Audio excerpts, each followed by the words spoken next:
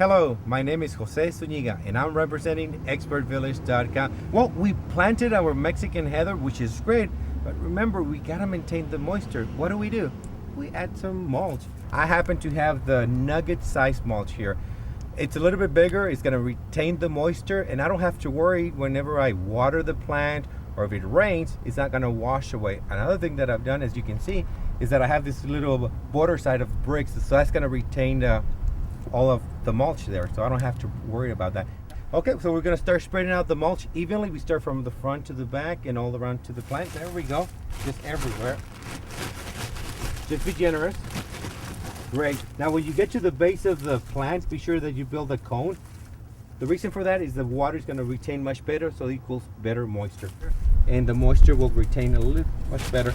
And of course you gotta do the entire area. This is great. This is what I'm talking when it's time for you to do your mulching.